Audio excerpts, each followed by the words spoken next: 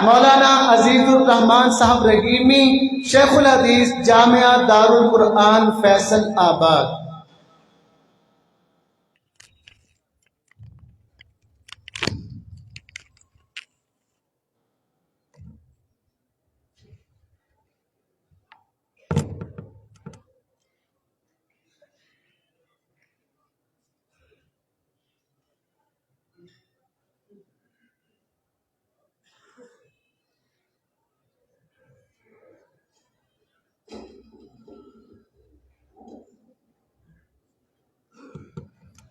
جو وفاق والے بچے ہیں حفظ کے، وہ میری بائیں طرف آئیں گے۔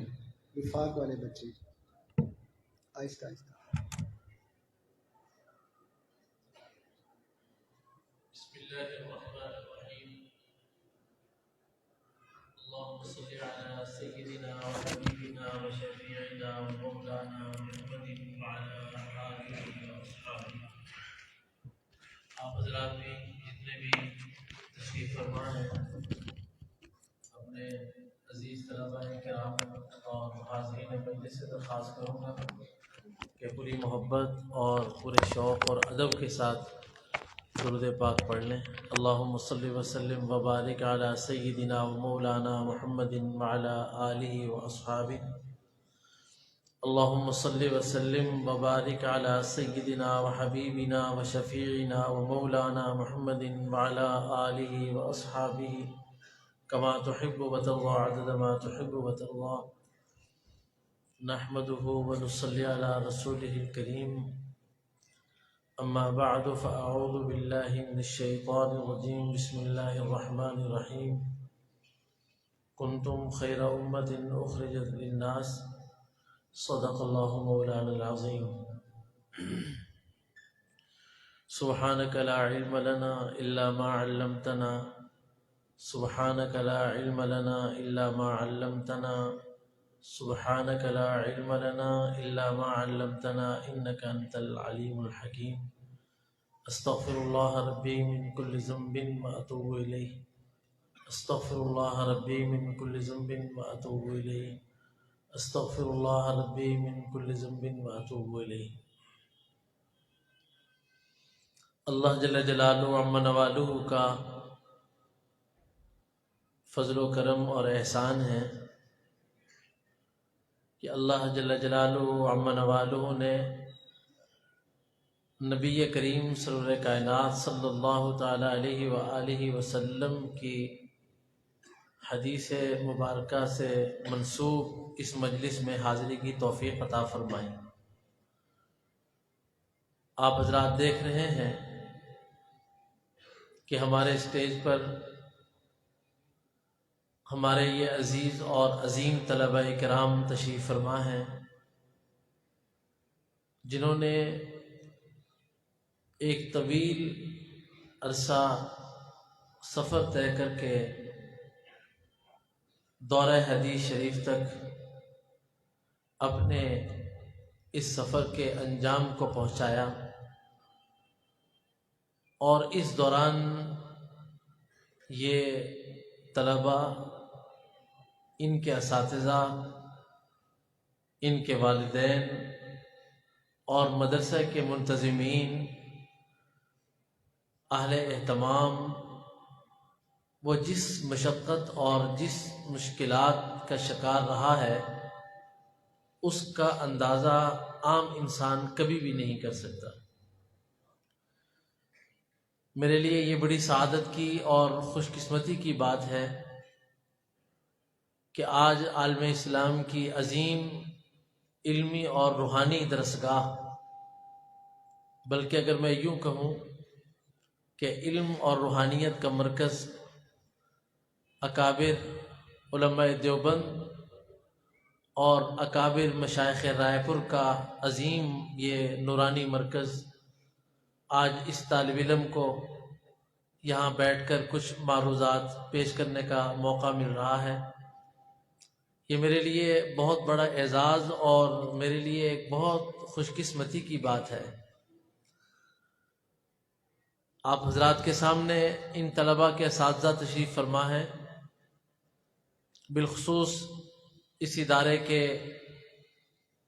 عظیم محتمم حضرت مولانا کلیم اللہ رشیدی صاحب حفظہ اللہ تعالی، اور ہمارے عظیم حدیث پاک کے خادم شیخ الحدیث و تفسیر حضرت مولانا محمد اشفاق حبیب صاحب،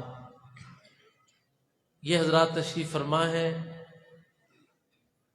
مجھ طالب علم کا جو مجھے موضوع دیا گیا ہے اس پر کچھ کہنا ان حضرات کی موجودگی میں ایک مشکل بھی ہے اور آزمائش بھی، لیکن میں اللہ تبارک و تعالیٰ کی ذات سے امید کرتا ہوں، بلکہ یقین رکھتا ہوں کہ اللہ تعالیٰ میری مدد و نصرت فرمائیں گے اور میں کچھ نہ کچھ آپ کی خدمت میں پیش کر سکوں گا۔ سب سے پہلی بات یہ ہے کہ آج حدیث پاک کی سب سے مستند اور سب سے بڑی کتاب صحیح بخاری شریف کی تکمیل ہے۔ اور حدیث پاک کیا ہے، سب سے پہلے یہ بات عرض کر کے پھر میں اپنی بات کو آگے بڑھاؤں گا۔ طلبہ جانتے ہیں، اور اپنے تکرار اور مذاکرے کی غرض سے یہ بات اپنے حاضرین سے عرض کروں گا کہ حدیث پاک 3 چیزوں کے مجموعے کا نام ہے۔ ایک قول رسول، اور ایک فعل رسول، اور ایک تقریر رسول۔ قول رسول کا معنی آپ جانتے ہیں، قول کا معنی کہ بات کرنا، اور فعل کا معنی آپ جانتے ہیں کام کرنا۔ اور تقریر رسول کیا ہے؟ تقریر رسول وہ یہ ہے کہ نبی علیہ السلام کے سامنے کوئی کام ہوا ہو، نبی علیہ السلام کے سامنے کوئی بات ہوئی ہو،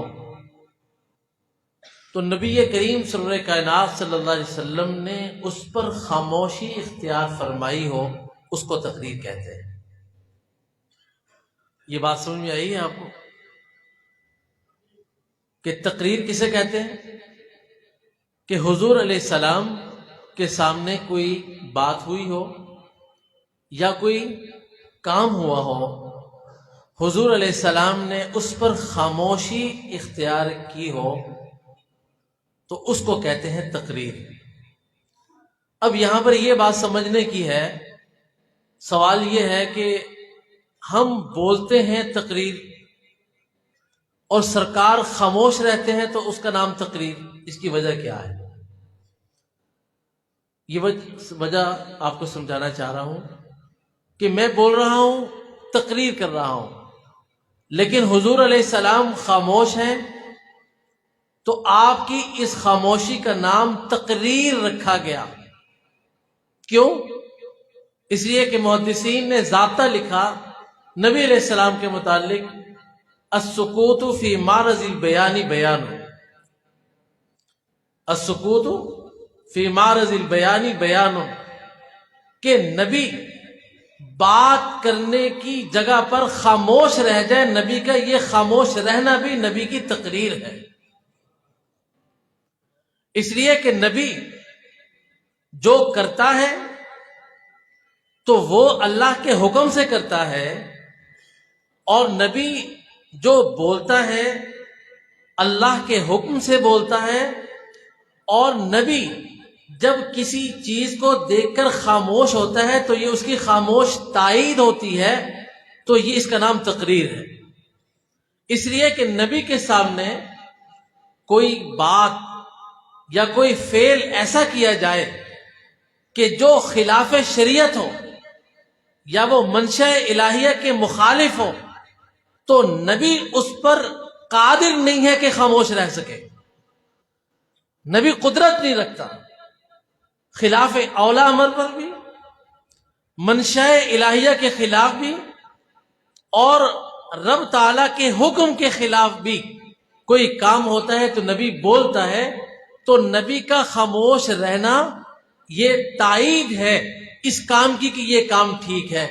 اس لیے محدثین نے فرمایا کہ نبی کا قول اور نبی کا فعل اور نبی کا سکوت، یہ تینوں حدیثیں ہیں۔ ان تینوں کا نام کیا ہے؟ اور آپ اگر غور کریں گے، اللہ جل جلالہ عم نوالہ نے حدیث پاک کی جو نعمت اس امت کو عطا فرمائی، گزشتہ امتوں میں اس کی مثال نہیں ملتی۔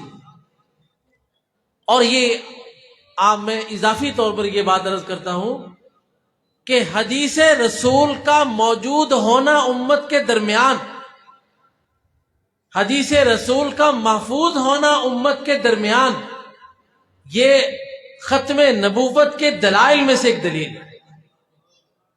حدیث کا موجود رہنا، دو لفظ میں نے بولے ہیں آپ کے سامنے، ایک ہے حدیث کا موجود ہونا اور ایک ہے حدیث کا محفوظ ہونا۔ تو حدیث کا موجود ہونا بھی اور حدیث کا محفوظ ہونا بھی یہ ختم نبوت کی دلیل ہے۔ اور اللہ جل جلالہ و والہ نے حدیث کو محفوظ کیا صحابہ کے ذریعے، تو وجود صحابہ یہ بھی ختم نبوت کی دلیل بنی، اور صحابہ اکرام کی تعدیل قرآن کریم میں جو اللہ تبارک و تعالی نے فرمائی، یہ بھی ختم نبوت کی دلیل بنی۔ اس لیے کہ نبی علیہ السلام کے بعد چونکہ کوئی اور نبی نہیں آنا، اور گزشتہ انبیاء علیہ السلام میں یہ تھا کہ جب کوئی نبی علیہ السلام موجود ہوتے تو اس کے کام کا معاون یا اس کے کام کی تکمیل کرنے والا وہ نبی ہوا کرتا تھا۔ جیسے حضرت موسیٰ علیہ نبینا علیہ الصلوۃ والتسلیم کہ ان کے کام کے معاون بنے ان کے بھائی حضرت ہارون علیہ السلام، اور ان کے مشن کی تکمیل کرنے والے بنے ان کے جانشین اور پیغمبر اور نبی جناب سیدنا یوشع بن نون علیہ السلام۔ اسی طرح اس کی دوسری مثال بھی آپ دیکھیے کہ حضرت داؤد علیہ نبینا علیہ الصلوۃ والتسلیم کہ ان کے کام کے معاون وہ بنے کون؟ ان کے بیٹے سیدنا سلیمان علیہ السلام۔ تو سیدنا سلیمان علیہ السلام نبی ہیں اور نبی کے معاون بن رہے ہیں اور نبی کے مشن کی تکمیل کر رہے ہیں۔ اس کی تیسری مثال جناب سیدنا ابراہیم علیہ نبینا وعلیہ الصلوۃ والتسلیم ہے کہ سیدنا ابراہیم علیہ السلام پیغمبر ہیں، نبی ہیں، رسول ہیں۔ اور یہ بھی یاد رکھیے کہ ہم سمجھتے ہیں کہ رسول 4 ہیں۔ حافظ ابن حجر اسقلانی رحمۃ اللہ علیہ نے فتح الباری میں اس بات کی صراحت کی ہے کہ رسول صرف 4 نہیں، رسول ہر وہ رسول ہے کہ جس کے اوپر صحیفہ اترا، اور ابراہیم علیہ السلام وہ نبی ہیں کہ جن کے اوپر مستقل صحیفہ اترا۔ تو ابراہیم نبی بھی ہیں اور ابراہیم رسول بھی ہیں، اور ان کی تعداد 313 لکھی ہے آپ کے سامنے فتح الباری میں کہ رسولوں کی تعداد 313 ہے۔ تو ابراہیم علیہ السلام ان کے معاون بنے، ان کے 2 بیٹے اسحاق اور اسماعیل، اور دونوں نبی تھے۔ ان کے معاون بنے ان کے بھانجے یا بھتیجے حضرت لوط علیہ السلام، نبی تھے۔ یہ نبی کا معاون بنا۔ بھائی توجہ ہے آپ کی بات سمجھ میں آ رہی ہے کہ نبی کا معاون بنا، یا نبی کے مشن کی تکمیل کا باعث بنا، سبب بنا۔ لیکن رسول اللہ صلی اللہ علیہ وسلم جو مشن لے کر آئے، آپ کے مشن کے معاون نبی نہیں بنے، آپ کے مشن کے معاون اصحاب رسول بنے۔ آپ کے مشن کے معاون کون بنے؟ بولو بھائی، اصحاب رسول بنے۔ تو یہ ختم نبوت کی دلیل ہے۔ اور اصحاب رسول جو تھے وہ نبی کے مشن کے معاون اور نبی کے مشن کی تکمیل کرنے والے بنے 2 چیزوں کے ذریعے، ایک قرآن کے ذریعے اور دوسرا حدیث رسول کے ذریعے۔ اگر صرف قرآن ہو تو بات نہیں بنتی۔ امام اوزاعی رحمۃ اللہ علیہ کا مشہور مقولہ کتب حدیث میں موجود ہے کہ القرآن احوج الی السنۃ من السنۃ الی الکتاب، کہ قرآن کریم کو اس وقت تک نہیں سمجھا جا سکتا جب تک کہ حدیث پاک کو ساتھ نہ جوڑا جائے. جب تک حدیث نہیں ہوگی قرآن کو سمجھا نہیں جا سکتا. جس طرح پر خدا کا سمجھنا موقوف ہے نبی کریم صلی اللہ علیہ وسلم کی ذات پر، ایسے ہی خدا کے کلام کو سمجھنا موقوف ہے نبی علیہ السلام کے کلام پر. یہ بات ذہن میں رکھیے کہ جس طرح پر خدا کو ماننا، خدا کو جاننا، خدا تک پہنچنا کس پر موقوف ہے؟ بولو بولو بھائی یہ میں سمجھا رہا ہوں، یہ بیان نہ سمجھے، ایک یہ حجت حدیث کا سبق ہو رہا ہے.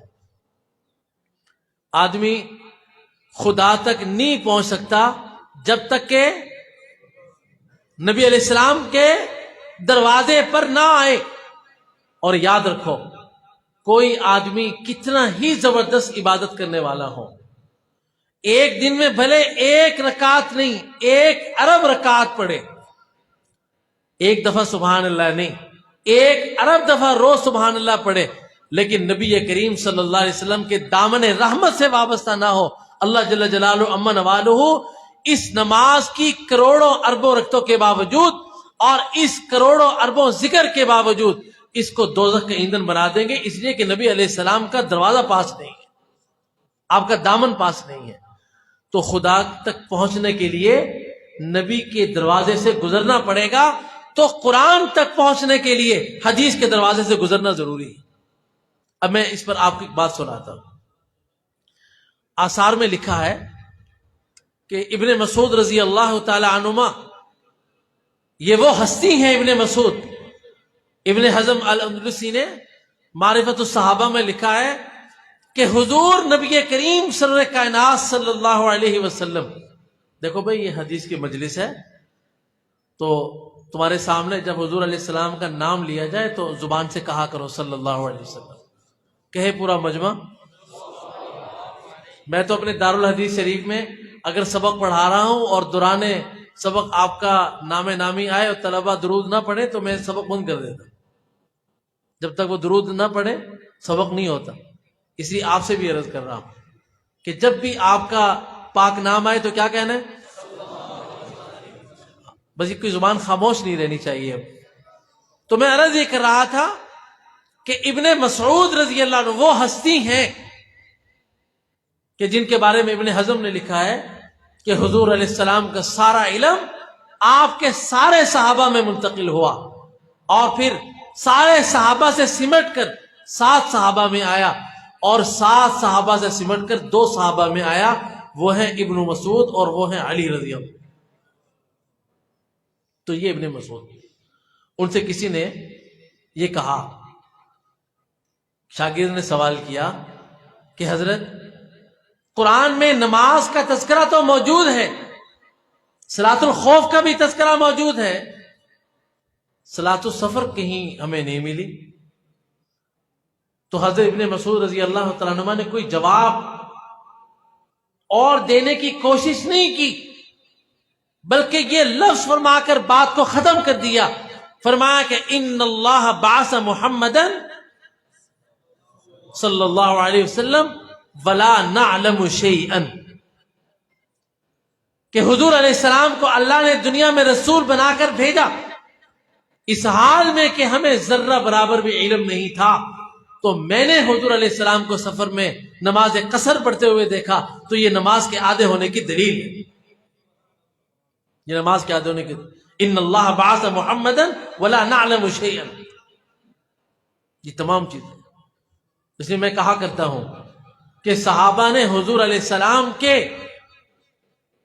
علم کے اس ذخیرے سے وہ کچھ سمیٹا ہے کہ جس کو آپ سیدنا ابو ذر غفاری رضی اللہ تعالیٰ عنہ کے اس ارشاد سے سمجھ سکتے ہیں کہ وہ کہتے ہیں ما فارقت رسول اللہ صلی اللہ علیہ وآلہ وسلم، میں نبی علیہ السلام سے جدا نہیں ہوا جب تک کہ میں نے آسمانوں اور زمینوں کے درمیان بسنے والی ہر مخلوق کے بارے میں اللہ کے نبی سے علم نہیں سیکھا. اس لیے وہ کہا کرتے تھے، فرمایا کرتے تھے کہ میرے پاس حضور علیہ السلام سے حاصل کردہ جانوروں کا بھی علم ہے، انسانوں کا بھی علم ہے، جو تم دیکھتے ہو اس کا بھی علم ہے، اور جو تم نہیں دیکھتے میں نے حضور علیہ السلام سے اس کا بھی علم سیکھا۔ اور ایک بات یہاں پر اور بھی ذہن میں رکھیے کہ نبی اپنے سے بات نہیں کرتے۔ نبی کو غصہ جو آتا ہے وہ نبی کو غصہ خود نہیں آتا، جہاں پر اس غصے کا تقاضا ہوتا ہے اور اللہ اس غصے پر راضی ہوتے ہیں تو نبی علیہ السلام پر غصہ تبھی آتا ہے۔ وما ينطق عن الهوى ان هو الا وحی یوحی، کہ نبی جو بھی کلام کرے گا وہ اذن الہی سے کلام کرے گا۔ اگر اذن الہی نہیں ہوگا تو نبی کلام نہیں کرے گا، نبی بات نہیں کرے گا اس وقت کہ جب تک اللہ کا حکم نہ آئے۔ اور یاد رکھیے یہ حدیث پاک صحابہ نے جس طرح پر سمیٹی ہے، آپ اس کا اندازہ لگائیے کہ سیدنا ابو ہریرہ رضی اللہ عنہ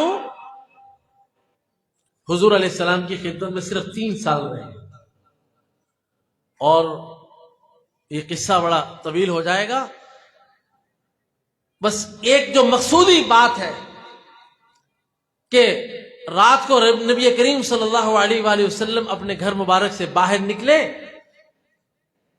تو آپ نے دیکھا کہ مسجد میں کوئی آدمی ہے، آپ پاس تشریف لے گئے۔ آپ نے فرمایا کہ کون ہو؟ کہ ابو ہریرہ ہوں یار۔ کہا تم کیا کر رہے ہو اس وقت؟ عرض کیا کہ حضرت میں سارا دن آپ کی جو احادیث سنتا ہوں میں اس وقت میں بیٹھ کر اس کو یاد کرتا ہوں۔ اسے میں طلبہ سے کہا کرتا ہوں کہ تم لوگ جو رات کو بیٹھ کر تکرار کرتے ہو یہ سنت ابو ہریرہ ہے، حضرت ابو ہریرہ کی سنت پر تم عمل کرتے ہو۔ ہاں تو سبحان اللہ، ایک غلام کو آقا میسر آگے ایسے وقت میں کہ جب کوئی اور نہیں ہے، جیسے کوئی مرید ہو، اپنے پیر کا مخلص مرید ہو، اس کو اپنے پیر کی خلوت میسر آ جائے تو وہ اپنے مسائل کھول کر سامنے رکھ دیتا ہے۔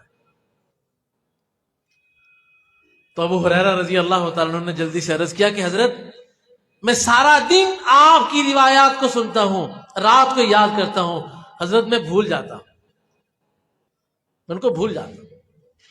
بخاری شریف میں یہ الفاظ ہیں، آپ نے فرمایا ابسط رداک، اپنی چادر کو پھیلاؤ۔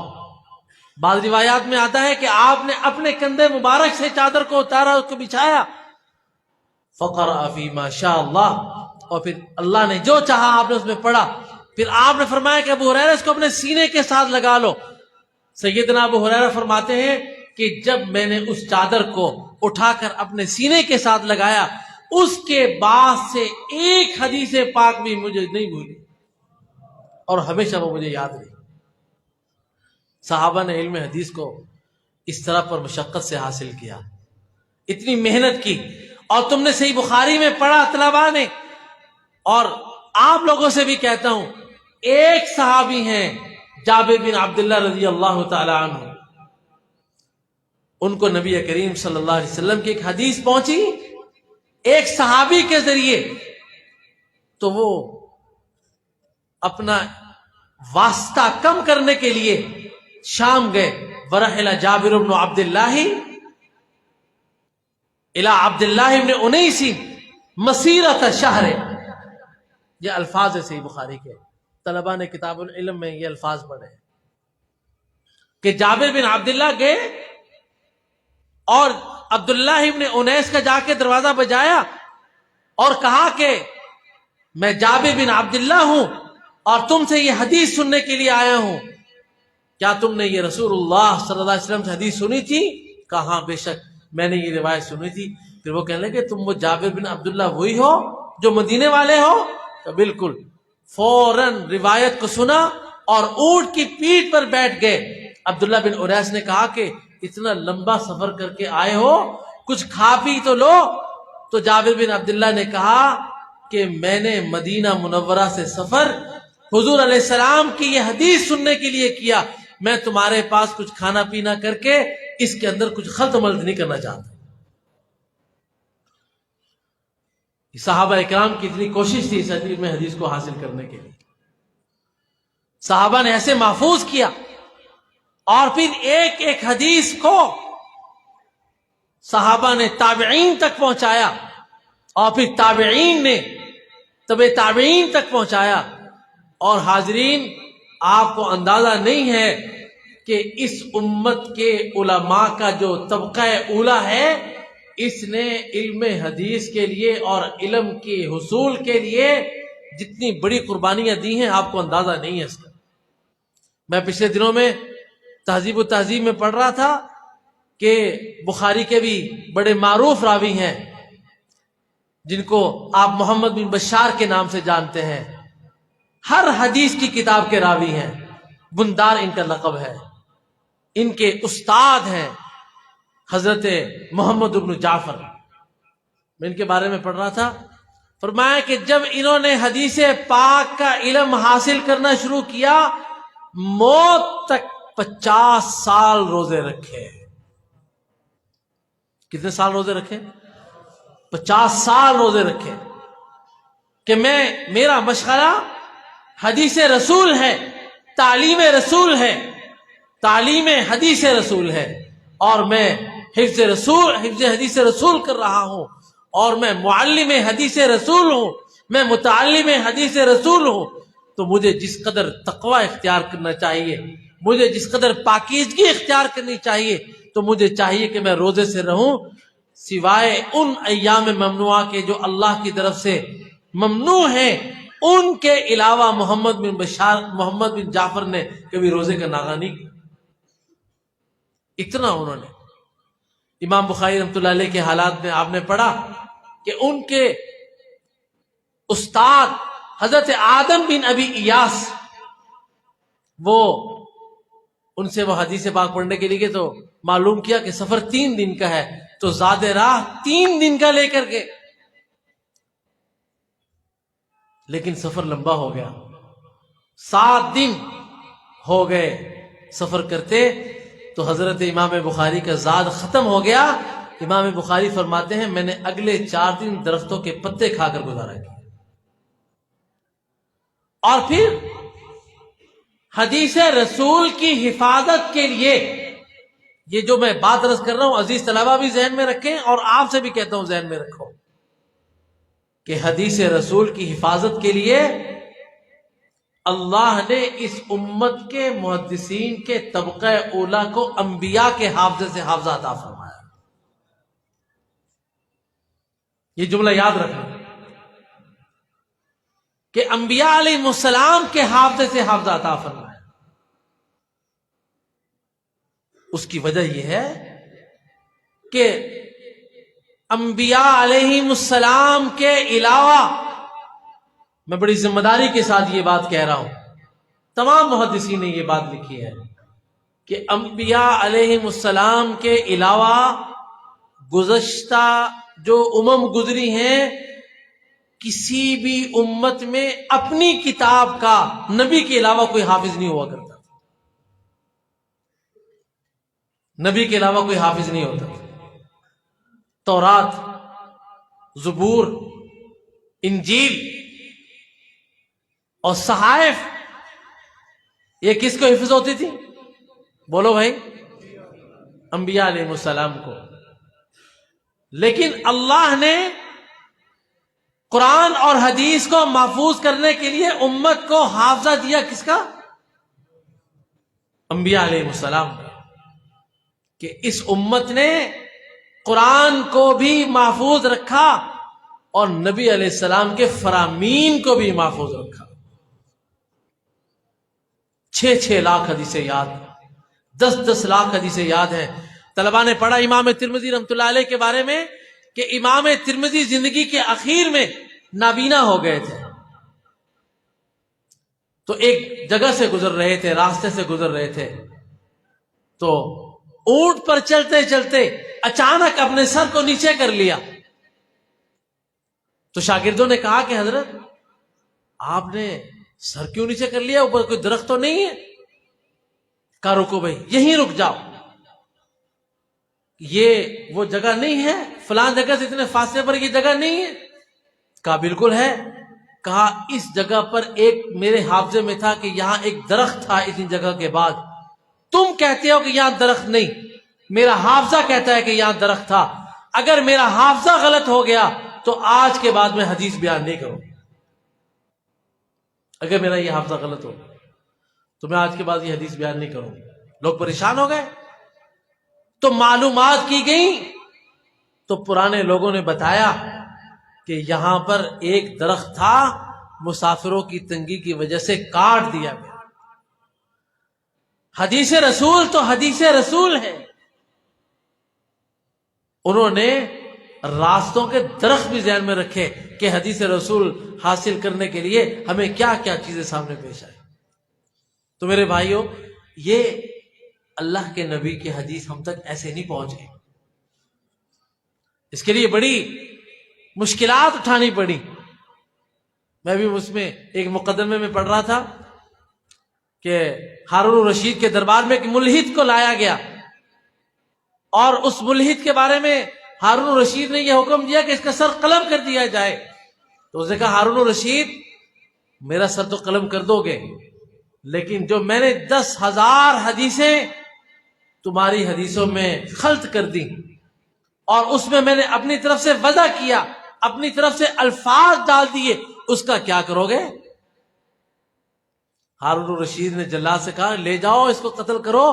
میرے پاس عبداللہ بن مبارک ابو اسحاق السبیعی محدث ہیں، وہ تیرے ایک ایک لفظ کو نبی علیہ السلام کے لفظ سے علیحدہ علیحدہ جدا کر کے رکھ دیں.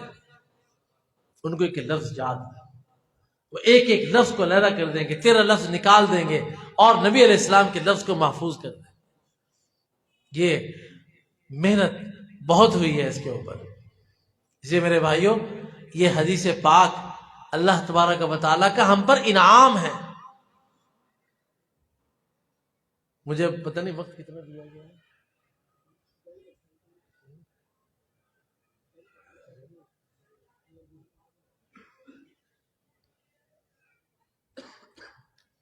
بھائی آپ کی توجہ ہے، جتنی بات میں نے عرض کی آپ کو سمجھ میں آئی؟ یہ اس حدیث کی خدمت اس طرح پر کی گئی. اور یہ بھی ذہن میں رکھیں کہ یہ جو مدارس ہیں، ان مدارس میں جو قرآن اور حدیث کی تعلیم ہو رہی ہے، گزشتہ امتوں میں یہ تعلیم ایسے نہیں تھی. گزشتہ امتوں میں یہ تعلیم ایسے نہیں تھی. گزشتہ امتوں میں جو عام امتی تھے وہ اپنے نبی کی کتاب کو پڑھنے پر قادر بھی نہیں تھے. یہ بھی ذہن میں رکھیے گا کہ قادر نہیں تھے پڑھنے پر. کچھ لوگ تھے جو دیکھ کر پڑھ سکتے تھے، لیکن اللہ جل جلالہ و منوالہ نے اس قوم کو، اس امت کو نبی علیہ السلام کے ذریعے وہ حافظہ عطا فرمایا. مجھے بھی بات یاد آ گئی آپ حضرات کی برکت سے کہ امام ذہبی رحمۃ اللہ علیہ اسماء الرجال کے اتنے بڑے امام گزرے ہیں. دیکھو قرآن کریم کی حفاظت تو قرآن کی رہی، حدیث پاک کی حفاظت حدیث پاک کی رہی. اس امت کے محدثین کا ایک طبقہ ایسا ہوا کہ جس نے حدیث کے الفاظ کی حفاظت کی اور الفاظ حدیث کے ساتھ رجال حدیث کی بھی حفاظت کی. رجال حدیث کا کیا معنی؟ رجال آپ سے عرض کر رہا ہوں، علماء سے نہیں. رجال جو حدیث پاک سے منسلک لوگ ہیں، رجال حدیث، حدیث پاک سے منسلک لوگ. امام ذہبی فرماتے ہیں کہ میں بیت اللہ میں حاضر ہوا اور جا کر میں نے اللہ سے دعا کی، اور دعا یہ کی کہ اے اللہ مجھے رجال حدیث کے سلسلے میں اتنا حافظہ عطا فرما کہ نہ پچھلی امتوں میں اس کی مثال رہے، نہ اس امت میں آگے جا کر اس کی مثال رہے. ذہبی اتنے بڑے آدمی ہیں، یہ ذہبی کا جب نام آ جاتا ہے نا تو پھر ٹھہراؤ آ جاتا ہے، پھر رک جاتے ہیں لوگ کہ بس ذہبی نے یہ کہہ دیا. امام ذہبی فرماتے ہیں کہ میں دعا کر کے آیا اور آج میری حالت یہ ہے کہ مجھے 4 لاکھ راویان حدیث کے نام، والد کا نام، یہ کہاں پیدا ہوا، کہاں فوت ہوا، اس نے کس سے حدیث سنی اور اس سے کس نے حدیث سنی، یہ کون کون سے شہروں میں گیا، اس نے حج کتنے کیے، اس نے کتنی روایتیں کون سے شہر میں بیان کی، اس نے کہاں جا کر کیا کام کیا، اور اس سے روایت کرنے والے کتنے ہیں۔ 4 لاکھ ایسے راویان حدیث مجھے زبانی یاد ہے۔ اگر ابھی کسی سے میں یہ کہوں، میں اپنی بات کرتا ہوں، خیر آپ کی بات تو نہیں کرتا، آپ کے حافظے تو بڑے قوی ہیں، کہ بھئی آپ 100 علماء کے نام بتا دو، ان کی تاریخ ولادت بتاؤ، تاریخ وفات بتاؤ، ان کی جائے پیدائش بتاؤ، ان کی جائے وفات بتاؤ، کسی کے پاس کچھ نہیں ہے۔ میں تو کہا کرتا ہوں کہ ہمیں تو اپنے اساتذہ کی تواریخ ولادت، تواریخ وفات یاد نہیں رہتی، ان کی جائے ولادت، جائے وفات یاد نہیں۔ امام ذہبی نے 4 لاکھ ایسے لوگوں کی، ایسے راویان حدیث کو محفوظ کیا۔ امام ذہبی نے جب یہ دعا کی تو اس دعا کی ریس کو، اس دعا کی ریس کی شیخ الاسلام والمسلمین، حافظ الدنیا، جس کو حافظ علامہ انور شاہ کشمیری کیا فرماتے ہیں؟ حافظ الدنیا، کہ ابن حجر حافظ الدنیا ہے۔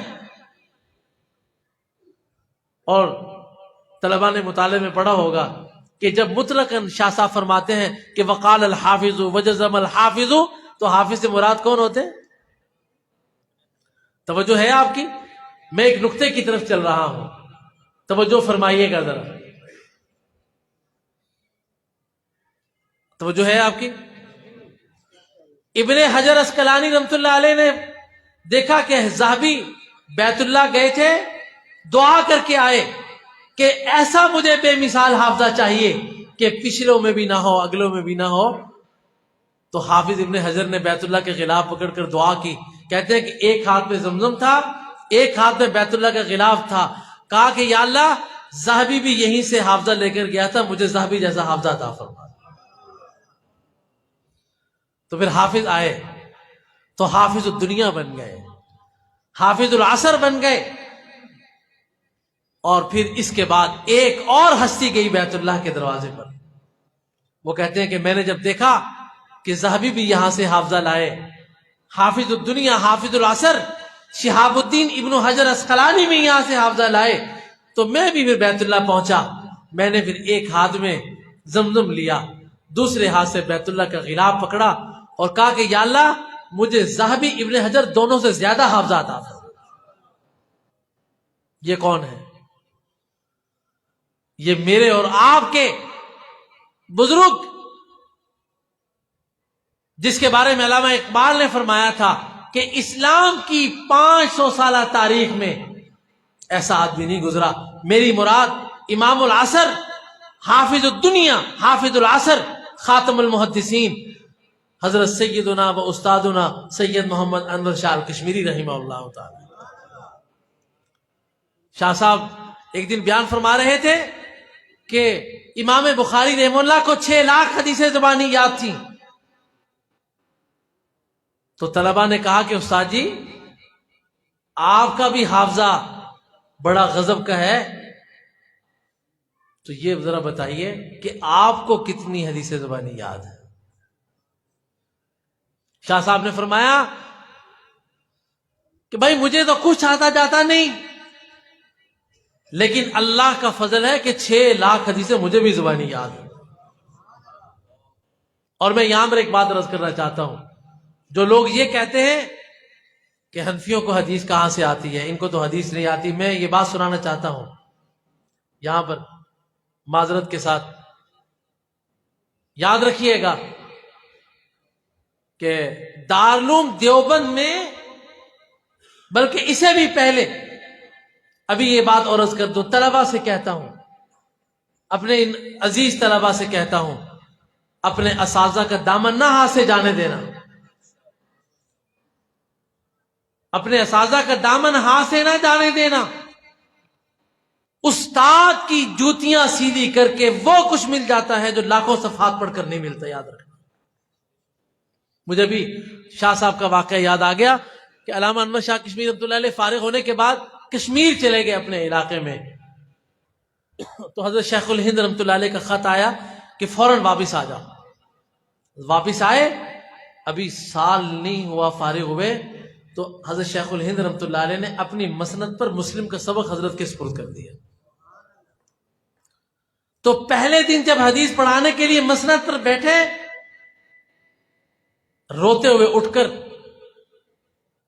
تشریف لے آئے, حضرت شیخ الہند کے پاؤں پکڑ لیے اور رونے لگے. کہا کہ حضرت میں تو اس قابل نہیں تھا, میں آپ کی جگہ پر بیٹھ کر حدیث پڑھاؤں, یہ انور شاہ سے یہ نہیں ہو سکتا. تو حضرت شیخ الہند کو بھی وجد آ گیا. حضرت شیخ الہند رحمۃ اللہ علیہ نے فرمایا, انور شاہ بیٹھ کر حدیث پڑھاؤ, تمہاری مثال دنیا میں کسی کو نہیں ملے گی. اس لیے میں کہا کرتا ہوں کہ انور شاہ کشمیری کا حافظہ, انور شاہ کشمیری رحمہ اللہ کی صلاحیت اور ان کا فیضان حضرت شیخ الہند رحمہ اللہ تعالیٰ کی یہ دعا کا اور توجہ کا اثر ہے. آپ توجہ میری طرف رکھیں, میں نے بہت اہم موضوع شروع کیا ہے, اور میں یہ بھی عرض کرتا چلا جاؤں کہ جو میں واقعہ عرض کرنے لگا تھا کہ ایک مرتبہ حضرت شیخ الہند رحمۃ اللہ علیہ کو چیلنج کر دیا کسی نے کہ ہمارے ساتھ مناظرہ کرو, اور مناظرہ اس بات پر ہوگا کہ بخاری ہمارا ہے یا تمہارا ہے. حضرت شیخ الہند رحمۃ اللہ علیہ کے پاس جب تار آیا تو حضرت نے علامہ انور شاہ کشمیری رحمۃ اللہ علیہ کو روانہ کر دیا. تاریخ کی کتابوں میں لکھا ہے کہ انور شاہ صاحب کی اس وقت داڑھی نہیں آئی تھی, ابھی چند بال تھے داڑھی کے. حضرت نے تار بھیجا کہ دیوبند سے علامہ انور شاہ کو روانہ کر دیا گیا ہے. وہ لوگ اسٹیشن پر پہنچے بہت بڑا جلوس لے کر.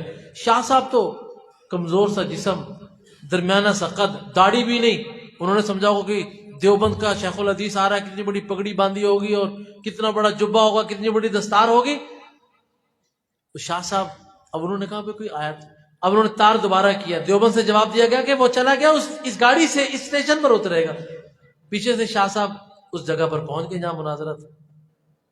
اب لوگوں نے دیکھا کہ شاہ صاحب نے کہا کہ یہ کیا, یہ مقصد کیا, بھائی تمہاری کتابیں کتنے مناظرے والی.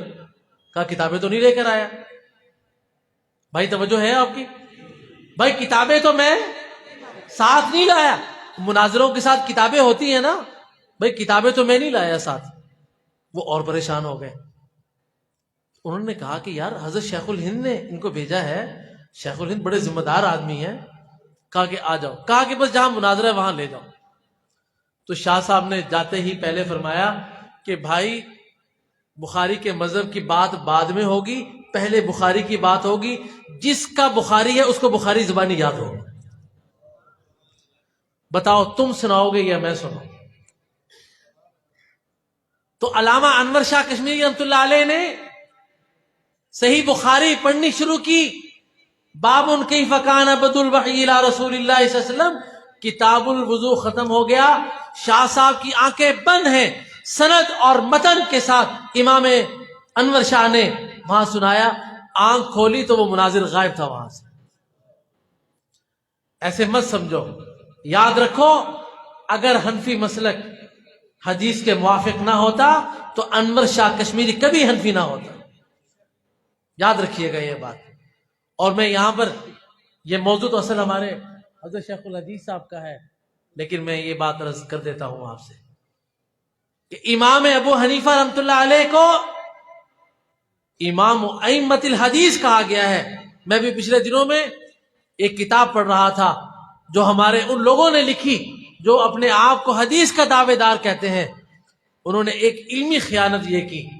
انہوں نے اس مقدمے میں لکھا کہ ابراہیم بن طہمان جو ہیں وہ امام مالک کے شاگرد ہیں, اور امام مالک رحمۃ اللہ علیہ کی موطا امام ابو حنیفہ نے ابراہیم بن طہمان سے سنی. وہ آگے پھر تبصرہ کرتے ہیں, اس سے معلوم ہوا کہ ابو حنیفہ امام مالک کے شاگردوں کے شاگرد ہیں. میں نے جب یہ عبارت پڑھی تو پریشان ہو گیا. تو بعد میں سیر اعلام النبلاء میں امام صاحب کے جو حالات نظر سے گزرے تو امام ذہبی نے امام ابو حنیفہ رحمہ اللہ کے تلامذہ کی جو فہرست دی ہے وہاں پر پہلا نام ابراہیم بن طہمان کا ہے، اور ابراہیم بن طہمان حنفی ہیں۔ امام بخاری ان سے روایت لے کر آئے ہیں۔ جو میں عرض کرنے لگا تھا کہ ایک حدیث کے بہت بڑے امام گزرے ہیں، یحییٰ بن سعید القطان، طلباء نے نام سنا ہوگا۔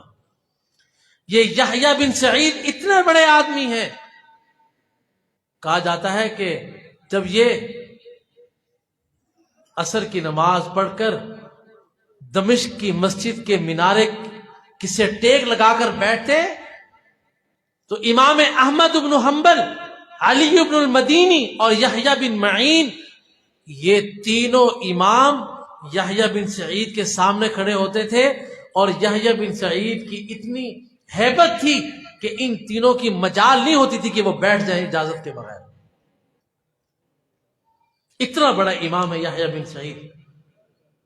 ان کے بارے میں لکھا ہوا ہے رجال کی کتابوں میں، کانا یفتی بقول ابی حنیفہ، کہ ابو حنیفہ کے مسلک پر فتویٰ دیا کرتے تھے۔ اور اسی طرح امام مکی بن ابراہیم کو دیکھیں، ان کے بارے میں آتا ہے کانا یحبہ ویتعصب لمذہبہ۔ اسے یہ نہ کہو کہ امام ابو حنیفہ رحمۃ اللہ علیہ کانا قلیل الحدیث، قلیل کا معنی تو تم نے پڑھ لیا کہ کم ہے، لیکن یہ نہ سمجھا کہ قلیل الحدیث کا معنی کیا ہے۔ اس قلیل الحدیث کا معنی یہ ہے کہ امام صاحب نے حدیث کو پڑھ کر حدیث سے استنباط کا راستہ اختیار کیا، حدیث کی تعلیم کا راستہ نہیں اختیار کیا۔ اس لیے یہ حدیث پاک اللہ کا انعام ہے۔ میں نے شروع میں جو بات کی تھی، میں دوبارہ یہ عرض کرتا ہوں کہ حدیث پاک نبی علیہ السلام کا معجزہ ہے۔ کیا ہے؟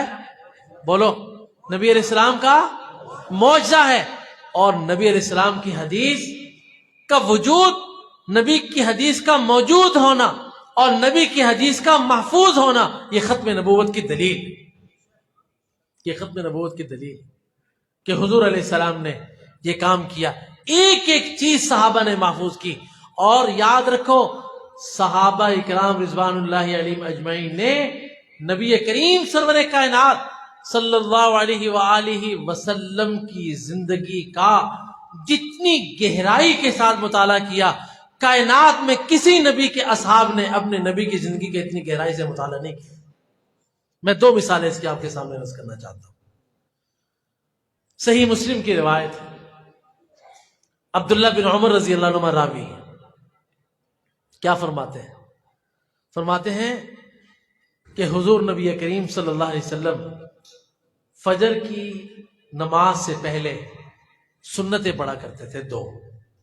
توجہ ہے آپ کی؟ فجر سے پہلے دو سنتیں پڑھتے تھے۔ صحابہ نے یہ دیکھا کہ حضور دو سنتیں پڑھ رہے ہیں، لیکن پڑھ کیا رہے ہیں؟ کیا پڑھ رہے ہیں؟ سبحان اللہ۔ ابن عمر فرماتے ہیں رضی اللہ عنہما، میں 1 مہینے تک جب حضور علیہ السلام نیت باندھتے سنتوں کی، میں کان لگا کر کھڑا ہو جاتا، سنتا کہ حضور کیا پڑھتے ہیں۔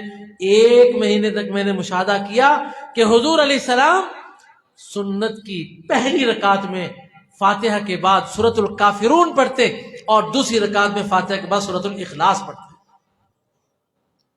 اتنی باریک بینی کے ساتھ صحابہ نے جائزہ لیا ہے حضور صلی اللہ علیہ وسلم کی زندگی کا۔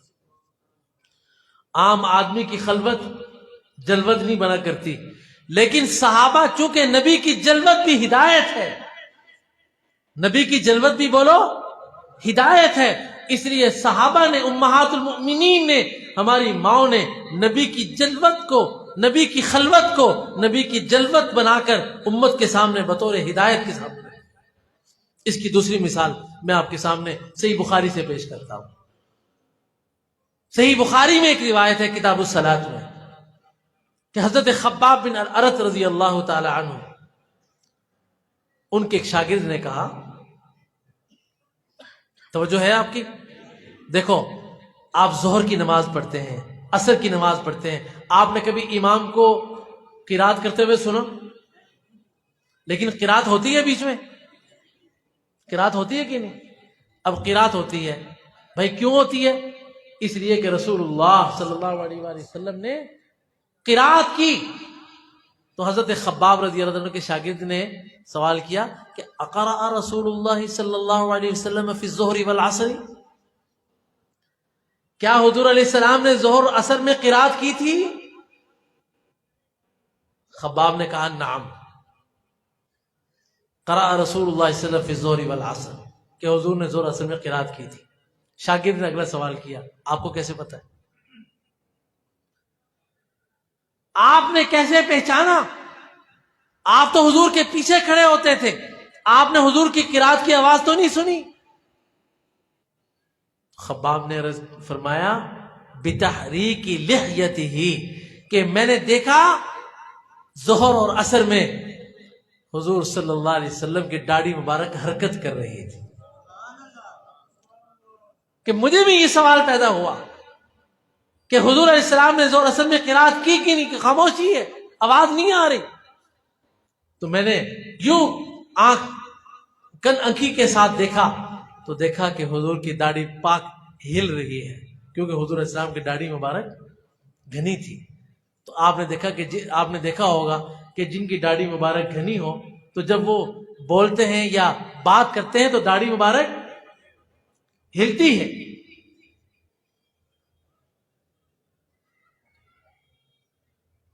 تو یہ صحابہ نے اتنی گہرائی کے ساتھ رسول اللہ صلی اللہ علیہ وسلم کی زندگی کا جائزہ لیا. اس طرح پر حدیث آپ تک پہنچی ہے، ایک ایک چیز محفوظ ہے، ایک ایک چیز. میں اخیر میں آپ کے سامنے یہ بات کہتا ہوں، مسلمان ہونے کے ناطے بھی، ایک ذمہ دار عالم ہونے کے ناطے بھی، اور حدیث کے ادنا خادم اور طالب علم ہونے کے ناطے بھی، اور حلفیہ یہ بات قسم اٹھا کر کہتا ہوں کہ پوری کائنات میں کوئی ایک آدمی اگر حضور علیہ السلام کی زندگی کے کسی گوشے پر ہاتھ رکھے اور کہے کہ اس کے بارے میں ہمیں دلیل چاہیے، تو خدا کی قسم حدیث پاک میں ہر چیز موجود ہے. امام احمد رحمۃ اللہ علیہ کا انتقال ہونے لگا تو ان کے صاحبزادے نے حضرت عبداللہ نے پوچھا کہ ابا جان ابھی تو آپ موجود تھے، ہم آپ سے ہر بات پوچھ لیتے تھے کہ حضور علیہ السلام نے کس موقع پر کیا کیا، آپ دنیا سے چلے جائیں گے تو کیا بنے گا؟ کہا بیٹے میں نے جو مسند جو لکھی ہے، قیامت کی صبح تک جس آدمی کو حضور علیہ السلام کے جس گوشے کے متعلق رہنمائی مطلوب ہو وہ میرے مسند کے دروازے پر آئے، اس کو رہنمائی مل جائے. 45,000 کے قریب احادیث امام احمد نے مسند میں نقل کی ہیں تکرار کے ساتھ. اس طرح پر یہ حدیث آپ تک پہنچی ہے. میرے بھائیوں، آپ حضرات مبارکباد کے مستحق ہیں. آج جامعہ رشیدیہ میں ماشاءاللہ اتنی بڑی تعداد میں طلبہ فارغ ہو رہے ہیں حدیث پاک پڑھ کر. آپ کو اندازہ نہیں ہے کہ اس حدیث پاک کے سفر کو مکمل کرنے تک ان عزیز طلبہ کی، ان کے والدین کی اور ان کے مدرسے کی جتنی قربانیاں لگی ہیں آپ کو اندازہ نہیں. اخیر میں یہ بھی بات ذہن میں رکھیں، آج ایک چھوٹا سا گھر چلانا سب سے مشکل کام ہے. چھوٹا سا گھر چلانا بھی مشکل کام ہوا ہے، لیکن آپ کے پاکستان کے دینی مدارس، اس کے محتممین، اس کے مدرسین دنیا میں اس وقت سب سے بڑی قربانی پیش کر رہے ہیں. یاد رکھنا، سب سے بڑی قربانی پیش کر رہے ہیں. اور یہ میں کوئی ایسی بات نہیں کر رہا کہ میں خود ایک مدرسے سے وابستہ ہوں اور یہاں پر مدرسے والوں کو خوش کرنے کے لیے بات کر رہا ہوں. ایک مزدور کا جو ماہانہ آمدنی کا سلسلہ ہے، اگر آپ دیکھیں گے تو 25,000 کے قریب ہے. اور وہ کام کتنی دیر کرتا ہے؟ 8 گھنٹے. 8 گھنٹوں میں سے 1 گھنٹہ ریسٹ کرتا ہے، 7 گھنٹے کام کرتا ہے. پھر بھی آپ کہتے ہیں کہ جی مزدور نے کام نہیں کیا.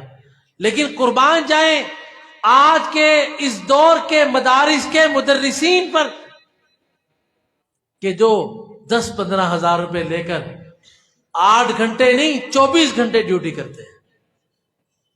آپ کو 24 گھنٹے سروس دینے والا کوئی کسی جگہ پر آدمی نہیں ملے گا. اور جو مدرسے کا جو محتمم ہوتا ہے اس کو قدم قدم پر جو اپنے نفس کو پامال ہوتا دیکھنا پڑتا ہے اس کا آپ کو اندازہ نہیں. اسی میرے بھائیوں اپنے بچوں کو دین سکھاؤ، اپنے بچوں کو دین سکھاؤ اور جو دین سیکھ رہے ہیں ان کی معاونت کرو. اور آخری بات عرض کر رہا ہوں، ہمارے حضرت اور استاد ہمارے شیخ حضرت مولانا عبد المجید صاحب لدھیانوی رحمہ اللہ تعالی فرمایا کرتے تھے کہ 3 آدمی اس کام میں برابر کے شریک ہیں. کتنے آدمی؟ 3 آدمی. والدین، سب سے پہلے والدین، وہ کہ اللہ تعالیٰ نے ان کو توفیق بخشی، انہوں نے قربانی دی، اپنے بچے کو داخل کیا، اس کے اخراجات برداشت کیے. فرمایا دوسرا مدرس جس نے پڑھایا، اور تیسرا وہ معاون جس کے تعاون سے یہ حافظ اور عالم بنا. اور میں آج کل اس پر ایک چوتھی بات کا اضافہ کر دیا کرتا ہوں، وہ یہ